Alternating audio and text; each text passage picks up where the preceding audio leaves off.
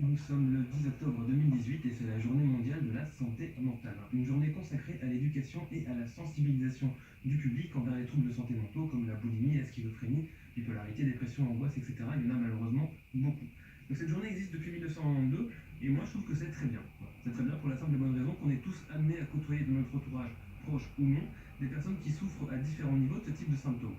Alors non, je ne parle évidemment pas des gens autour de cette table, des gens autour de la roue du café, parce que déjà c'est pas une super bonne vanne, et puis surtout parce que n'importe quel auditeur fidèle se sera rendu compte par lui-même des névroses oedipiennes de Julie Geller, des troubles de la personnalité de Florent Leçon, et de l'obsession morbide d'une certaine personne pour un certain indicateur allemand intérieur. Mais chacun ses choses, comme on dit. Non, ce que je veux dire, c'est qu'à l'heure actuelle, on est de moins en moins démunis face à ce genre de situation, on sait réagir face, en tout cas, à certains troubles, en tout cas les plus légers.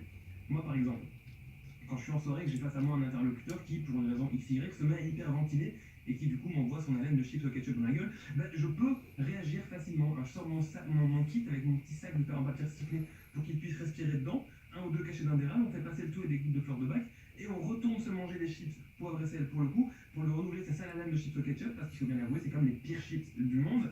Euh, je me suis toutefois demandé pourquoi est-ce qu'en 2018, de plus en plus de gens étaient touchés par ce type de maladie. Qu'est-ce qui fait qu'on est si mal? C'est la question, je veux dire, ça n'a aucun sens. On est quand même dans un monde, une société qui est de plus en plus, elle est rassurante, comment est-ce qu'on dit, sécuritaire. Sécuritaire, c'est bien sécuritaire, il y a le mot sécurité dedans. Je veux dire, je comprends pas pourquoi ça ne va pas. C'est cool un monde sécuritaire, on se sent comme à la maison, et forcément quand on se sent comme à la maison, s'il y a une chose dont on a envie, bah, c'est bien délimiter les frontières, empêcher n'importe qui d'entrer. Moi, pour moi, c'est très rassurant.